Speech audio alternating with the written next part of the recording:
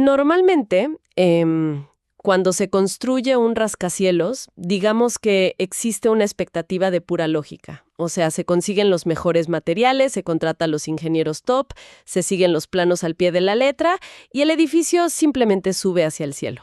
Claro, sin contratiempos, idealmente. Exacto. Y si le pones más cemento, pues la base es más fuerte. A la mente humana le encanta esa relación directa, ¿no? Esa idea de que el trabajo duro tiene una recompensa súper visible y predecible. Sí, totalmente. Pero el problema es cuando pasamos esa misma mentalidad al mundo de las finanzas personales y al emprendimiento de supervivencia. De repente esos planos de construcción están, pues, completamente al revés. Sí, se invierten por completo. Exacto. Lo que la evidencia demuestra es que a veces, entre más esfuerzo y más horas de trabajo se le invierten a algo, más rápido se hunde ese edificio financiero. Ok, vamos a desempacar esto, porque esa es la paradoja exacta que vamos a explorar hoy en este análisis a fondo. Estamos revisando las ideas detrás de uno de los fenómenos financieros más grandes de las últimas décadas. Ajá, la famosa premisa de padre rico, padre pobre. Así es. Y nuestra misión aquí no es sentarnos a hacer una reseña literaria. O sea, no venimos a glorificar el texto. Queremos extraer la mecánica real. Queremos ver si esta filosofía tiene alguna utilidad práctica para quienes hoy mismo están intentando sobrevivir con presupuestos increíblemente ajustados. O si es pura fantasía motivacional, claro. Exactamente. Saber si sirve de algo o no. Y pues el punto de partida para entender esa mecánica es el origen de la filosofía misma. Toda esta premisa se basa en observar a dos figuras paternales diametralmente opuestas. Dos mundos completamente distintos. Sí, por un lado, tienes a un hombre con una educación formal altísima, posgrados, que trabajó incansablemente toda su vida. Pero, y aquí está el detalle, operaba bajo una fragilidad financiera constante, siempre ahí, al borde del abismo de las deudas. O sea, el modelo clásico de éxito que la sociedad nos aplaude a todos. Estudia mucho, saca buenas notas, consigue un empleo seguro y jubílate. Precisamente. Y por otro lado, tienes a una figura sin títulos universitarios, pero con una brújula financiera completamente distinta. Y lo fascinante aquí es que el análisis revela que la brecha entre el estancamiento y la abundancia no radica en el nivel de ingresos inicial. Espera, ¿no es la cantidad de dinero con la que empiezas? No, para nada. No se trata de un número en una cuenta bancaria. Es un tema de paradigma. La figura que está atrapada en deudas opera bajo la creencia de que se debe trabajar para ganar dinero. O sea, intercambiando su tiempo por billetes. Ajá. Mientras que la otra figura opera bajo la urgencia de construir sistemas que hagan que el dinero trabaje de forma autónoma. Bueno, eso suena fantástico, digamos, para ponerlo en un póster inspiracional en la oficina. Pero aquí es donde yo tengo que cuestionar la viabilidad de esto en el mundo real. A ver, dime. Pues, para que esta filosofía funcione, el material exige que redefinamos conceptos que tenemos prácticamente tatuados en el cerebro. La arquitectura del rascacielos se nos vuelve al revés cuando introducimos la definición brutal que hacen de los activos y los pasivos. Uy, sí. Es una definición que la verdad incomoda a muchísimos economistas tradicionales porque elimina todos los matices. Simplifica todo. Exacto. Un activo es sencillamente cualquier cosa que mete dinero al bolsillo de forma constante. Y un pasivo es cualquier cosa que saca dinero del bolsillo. O sea, la fórmula ignora el valor de reventa futuro o la apreciación teórica y se centra exclusivamente en el flujo de efectivo del presente. Y ahí está la fricción gigante, porque el flujo de efectivo es una matemática invisible. O sea, si yo compro una casa, vivo en ella y pago una hipoteca durante 30 años, la tradición me dicta que esa casa es mi patrimonio, es mi máximo activo. No. Esa es la creencia popular, ¿sí? Pero bajo esta lupa estricta, si cada mes me quita dinero para la hipoteca, los impuestos, el seguro, arreglar el techo que gotea, entonces resulta ser un pasivo masivo. Totalmente. Es un golpe directo a la identidad de la clase media. Si lo piensas bien, la riqueza en realidad no es como un estanque de agua quieta, es una corriente con dirección. Una corriente de agua, ajá. Sí, si la corriente de agua fluye constantemente alejándose de nosotros, solo para mantener nuestro estilo de vida, pues nos estamos ahogando financieramente, sin importar qué tan grande sea la casa en la que vivimos. Pero espera, yo entiendo la matemática fría de esto del flujo efectivo, Pero ¿por qué pasa esto? O sea, si el modelo que nos vendieron a todos de estudia, trabaja duro, saca un crédito y compra tu casa, resulta ser, en realidad, la compra del pasivo más grande de tu vida, Sí, ¿es este sistema básicamente una cinta de correr diseñada para mantener a la clase media exhausta y gastando? Porque, ¿por qué millones de personas brillantes caen en esto? bueno, tiene raíces mucho más profundas en la psicología y en el condicionamiento histórico. Fíjate que después de las grandes crisis económicas y las guerras del siglo XX, los gobiernos necesitaban estabilizar a la población de alguna manera. Claro, darles algo seguro. Exacto. Entonces, fomentar la propiedad de vivienda a través de hipotecas a largo plazo era una forma perfecta de crear una clase media predecible, arraigada a un lugar y sobre todo trabajadora. Porque tienes que pagar la deuda. Exactamente. Y a eso sumémosle la parte biológica. Nuestro cerebro libera dopamina con marcadores de estatus visibles. Una casa grande en un vecindario bonito le grita éxito a nuestra tribu social. Sí, sí, da mucho estatus. Pero la matemática invisible del flujo de efectivo negativo no genera dopamina. Solo te genera un estrés silencioso mes a mes. ¡Wow! Es una trampa brillante si lo piensas así. Creemos que estamos escalando la montaña cuando en realidad solo le estamos subiendo la velocidad a la cinta de correr. Y eso describe a la perfección el concepto central que estanca a la inmensa mayoría. Es la famosa carrera de la rata. Es un mecanismo psicológico de inflación del estilo de vida. Sí, de gastar más mientras más ganas. Justo así. La secuencia es casi robótica. La gente obtiene ingresos, siente un alivio temporal, gasta en pasivos que mejoran su confort, la cuenta vuelve a bajar y entonces necesitan más dinero. Entonces trabajan más horas. Ajá. Asumen más trabajo, logran un aumento y automáticamente ese dinero extra se va a un coche más nuevo o a unas vacaciones a crédito. Claro, el cerebro interpreta el aumento de sueldo como una señal de seguridad extrema y dice, genial, ya podemos gastar más. Y aquí es donde se pone realmente interesante, porque la gente suele pensar que la salida mágica de esta trampa es el emprendimiento. Uy, Sí, o sea, abrir un negocio propio siempre se vende como el gran escape de la carrera de la rata. lo cual tristemente es a menudo la ilusión más peligrosa de todas. Las fuentes que revisamos hacen una distinción vital que destruye ese mito romántico por completo. A ver, explícame eso. Existe un abismo de diferencia entre ser dueño de un sistema de negocios y ser simplemente un autoempleado. Cuando la gente huye del mundo corporativo sin entender esta regla del flujo de efectivo, generalmente terminan comprando un pasivo gigantesco disfrazado de independencia. O sea, el ejemplo clásico que todos conocemos. El tío que abre una ferretería. Clásico. Invierte todos sus ahorros de la vida, abre el local a las 6 de la mañana y lo cierra a las 9 de la noche. Trabaja sábados, trabaja domingos, lleva 15 años sin poder tomarse unas vacaciones decentes. Sí, es una historia súper común. Si analizamos eso bajo la regla estricta que mencionaste, si ese negocio se paraliza en el momento en que el tío no está físicamente ahí atendiendo el mostrador, entonces no posee un activo. Posee un empleo que él mismo se inventó, con más gastos y responsabilidades. Exacto. Se convierte en el engranaje principal de una máquina implacable. Y fíjate que la presión es incluso mayor, porque en un empleo tradicional, bueno, si te enfermas, la empresa sigue operando y tu sueldo base generalmente te llega a la cuenta. ¿Tienes esa red de seguridad? Pero en el autoempleo, si el engranaje humano, o sea tú, falla o necesita descansar, la máquina completa colapsa. Y además hay que seguir pagándole a los proveedores. No has construido libertad, has construido una jaula laboral a tu medida, donde tú mismo eres el carcelero. Uy, qué fuerte. Ahora, déjame presionar sobre este punto. Porque hablar de sistematizar negocios y crear engranajes autónomos, pues es muy fácil desde la comodidad de una sala de juntas, ¿no? Totalmente. Pero bajemos esto a la realidad más cruda. Imaginemos a alguien que tiene una pequeña taquería, trabaja 12 horas seguidas frente al fuego, termina físicamente destruido y muchos meses apenas rasguña lo suficiente para pagar la renta del local. Es una realidad durísima. Decirle a esa persona, oye, deja de ser autoempleado y haz que el dinero trabaje para ti, suena casi a una burla cruel. ¿Cómo demonios se construye un sistema? ¿Cómo se sale de esa carrera? Si el margen financiero es cero y no hay ni un centavo para contratar a alguien que te reemplace. Es una excelente pregunta. Y si conectamos esto con el panorama general de la metodología, Hay un concepto que suele perderse mucho en la traducción de este tipo de libros. ¿Cuál es? La idea no es que vayas y contrates a un gerente corporativo mañana por la mañana. O sea, eso quebraría la taquería en 2 días. La solución radica en ver la sistematización como una postura mental, mucho antes de que sea una realidad financiera.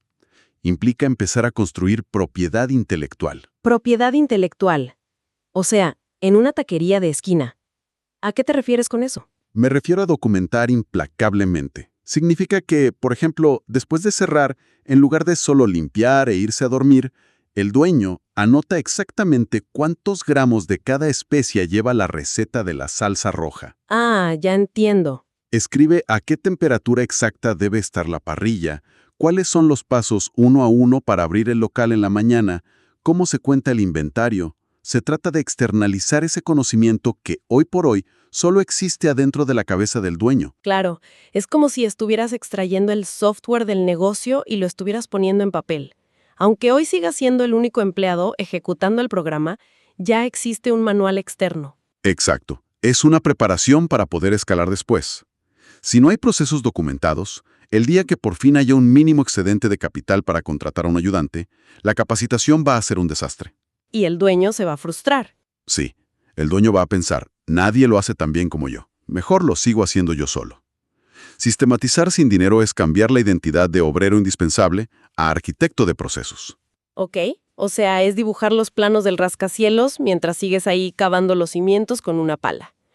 Tiene muchísimo sentido estratégico. Pero aquí es donde la conversación tiene que dar un giro necesario hacia el escepticismo. Me parece perfecto. Adelante. Porque, a ver, escribir la receta de la salsa es fantástico para el futuro de ese negocio, sí, pero documentar procesos no te paga una cirugía de emergencia si el hijo del taquero se enferma mañana. No, definitivamente no. Y esto expone uno de los puntos ciegos más grandes de esta filosofía. Entonces, ¿qué significa todo esto? Existe el peligro de que este mensaje se utilice simplemente para culpar a quienes viven en la pobreza por su situación, reduciendo problemas supersistémicos a una simple falta de mentalidad. Es un punto fundamental y las fuentes que revisamos plantean ese contrapeso justamente para mantener el análisis anclado en la realidad. El análisis no ignora que esta narrativa de padre rico a menudo proviene de una posición de bastante privilegio. Claro, de una retrospectiva llena de ventajas. Sí, hay realidades económicas muy severas que estas metodologías suelen pasar por alto o simplificar demasiado. Por ejemplo, el impacto paralizante de nacer en una estructura familiar con deudas aplastantes. O en zonas marginadas. Exacto. Vivir en zonas geográficas donde el simple acceso a una cuenta bancaria sin comisiones abusivas es un lujo, no es la norma. Y las personas que tienen dependientes económicos desde muy jóvenes tampoco tienen el mismo punto de partida. Y las emergencias médicas o los desastres naturales. Todo este sistema del flujo de efectivo asume una progresión relativamente estable, ¿no? Pero un diagnóstico grave destruye los ahorros de una década en un par de días. Y cuando ocurre eso, ir a hablarles de mentalidad parece casi ofensivo. Totalmente. Las críticas más válidas señalan que la pobreza sistémica no funciona simplemente como correr un maratón donde unos tienen zapatillas nuevas y otros corren descalzos. Es mucho más complejo. Es como, no sé, intentar operar un negocio usando una moneda que sufre de hiperinflación todos los días, mientras que tu competencia opera con una moneda estable. Muy buena analogía. Cuando estás en pobreza estructural, o sea, el margen de error simplemente no existe. Cada pequeña equivocación, digamos que se te echa a perder una caja de tomates, te cuesta 10 veces más en impacto relativo. Sí, la tasa de interés de fracasar cuando eres pobre es absolutamente brutal. Y por eso, las fuentes advierten sobre el tremendo peligro de usar esta filosofía financiera como un arma de juicio moral. De apuntar con el dedo. Exacto.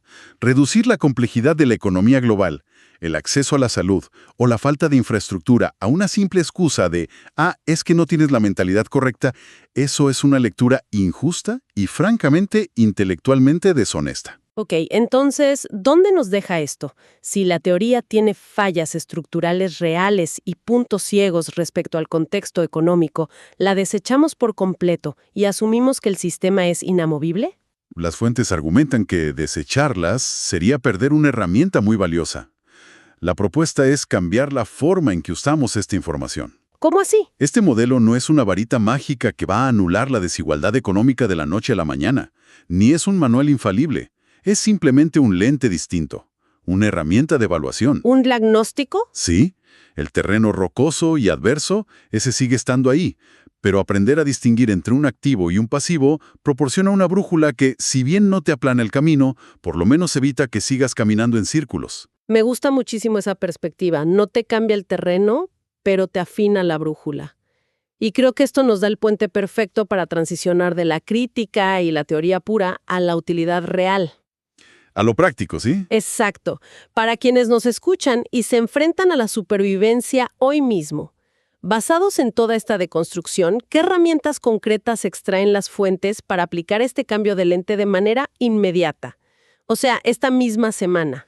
El análisis destila 3 acciones fundamentales que puedes aplicar independientemente de tu nivel de ingresos actual. La primera es hacer una auditoría despiadada, pero despiadada, de tu flujo de efectivo. A ver, lápiz y papel. Literalmente. Se trata de tomar lápiz y papel o tu teléfono y hacer un inventario honesto, sin autoengaños, de cada cosa que posees, forzando a tu mente a clasificarlo estrictamente. ¿Esto mete dinero a mi cuenta mes a mes o me saca dinero? Uy, y aquí es donde el autoengaño juega su mejor carta, estoy segura. La mente siempre va a intentar justificar pasivos llamándolos inversiones a futuro. Uy, clásico. Esa suscripción a un software de diseño que no has abierto en 6 meses. O, no sé, la maquinaria costosa que compraste para el negocio, pero que solo está ahí acumulando polvo. La narrativa interna te dice que algún día servirá, pero la matemática estricta dice que hoy es una fuga de capital. Romper esa negación es el primer gran paso. Verlo escrito neutraliza un poco la emoción y revela la realidad matemática cruda. La segunda acción concreta es usar el poder de la ganancia marginal. ¿Qué significa eso? El análisis sugiere enfocarse en identificar una sola cosa a la semana. Solo una, no 10. Encontrar en tu negocio o en tus finanzas un pasivo pequeño para eliminar, o una forma de generar un aumento diminuto en los ingresos. Claro, y la razón por la que eso funciona es la gestión de la sobrecarga cognitiva, ¿no? Cuando uno vive preocupado por si el dinero va a alcanzar para pagar la luz, la mente está operando en un modo de emergencia constante. Estás en supervivencia, sí. Y si intentas hacer un rediseño total de tu vida financiera en un solo fin de semana, pues vas a colapsar por agotamiento mental. Reducir un gasto hormiga, renegociar el plazo con un solo proveedor, o sea, victorias pequeñas que no te fríen el cerebro. Es crear inercia, pasito a pasito. Y la tercera acción es la que alimenta las otras dos, que es blindar un espacio para la educación financiera. El consenso en los textos es que dedicar 30 minutos a la semana a aprender sobre dinero cambia el lente con el que ves la realidad a largo plazo. 30 minutos. Parecería que no es suficiente, o sea, no te vas a volver un experto de Wall Street en media hora. No, pero es que no se trata de obtener un título en economía. Se trata de contrarrestar el analfabetismo financiero por defecto que nos deja el sistema educativo tradicional. Totalmente cierto. En la escuela nos enseñan fechas históricas, álgebra, pero rara vez alguien se sienta a explicarte cómo opera el interés compuesto, cómo funcionan los impuestos o la diferencia real entre deuda buena y deuda mala. 30 minutos acumulados durante años reconfiguran por completo tu cerebro. Son 30 minutos intencionales. Puedes escuchar un análisis sobre tasas de interés mientras vas en el autobús o mientras limpias la casa. Requiere curiosidad, la verdad. No requiere capital. Exacto. Y hablando de intención, hay un concepto profundamente emocional que cruza todas estas fuentes y me parece vital resaltarlo. Es la necesidad de ver el propio negocio como un vehículo hacia la libertad y no como una prisión. Es una diferencia filosófica gigante. Es que cuando la gente odia su empleo corporativo, la motivación principal suele ser simplemente escapar. Yo quiero ser mi propio jefe. Pero abrir un negocio huyendo de un trabajo odiado, sin tener claridad financiera, a menudo resulta en construir una prisión más cómoda. Una prisión decorada por ti mismo. Exacto. Tú elegiste el color de las paredes, pero sigues atrapado trabajando 14 horas. Y ahora tienes deudas. Es la consecuencia natural de soltar el muelle sin haber trazado una ruta. La falta de claridad antes de dar el salto es lo que convierte al emprendimiento en una prisión. Por eso este cambio de mentalidad no cuesta dinero, pero es emocionalmente muy exigente. Claro, requiere cuestionar decisiones del pasado. Duele tener que admitir que esa casa o ese equipo súper costoso fueron errores estratégicos. Y duele reconocer que el negocio de tus sueños hoy opera como una dictadura donde tú eres el empleado más explotado. Es un golpe monumental al ego, sin duda, pero es un golpe necesario para corregir el rumbo. Bueno, para ir recapitulando todo este viaje mental que hemos hecho hoy, Adelante. empezamos desmitificando qué es realmente un activo, rompiendo la ilusión del esfuerzo lineal y demostrando que si un bien saca dinero de tu bolsillo todos los meses, es un pasivo, por más estatus que te dé. Así es. Y luego vimos la dura realidad del autoempleo con el ejemplo de la ferretería, evidenciando que si no te puedes ir de vacaciones, no tienes un negocio, tienes un trabajo muy demandante. Y abordamos las críticas válidas sobre el privilegio. Dejamos súper claro que el libro no sacará a nadie de las deudas por arte de magia y que el contexto económico importa. Pero, y esto es clave, el lente con el que miras la realidad debe cambiar antes que tu cuenta bancaria. Y ese es el mensaje central de todo esto. Un punto de partida difícil no condena a nadie irrevocablemente, pero seguir tomando las mismas decisiones bajo el mismo lente obsoleto, eso sí es una garantía de estancamiento. Y todo esto nos deja con una reflexión fascinante, algo para pensar mucho después de que termine este audio. Hemos hablado de sistematizar el negocio, de salir de la carrera de la rata, de recuperar nuestro tiempo. El gran objetivo. Pero supongamos que el plan funciona. Si asumimos que logramos escapar de la carrera de la rata y recuperar nuestro tiempo libre, la pregunta es, ¿qué sucede después? Es el problema de llegar a la meta. Exacto. Si el negocio es solo un vehículo hacia la libertad, ¿cuál es el destino final? Quizás el verdadero riesgo no sea quedarse atrapado en la carrera de la rata, sino escapar de ella después de décadas de lucha y darnos cuenta de que nunca decidimos qué queríamos hacer realmente con nuestra libertad. ¡Wow! Es un pensamiento súper provocativo. Le da una capa de profundidad enorme a toda la estrategia de la que hablamos. Es algo para masticar con calma, definitivamente. Ha sido una conversación increíble. Muchas gracias por acompañarnos en este análisis. Seguiremos explorando y cuestionando estos temas. Hasta la próxima.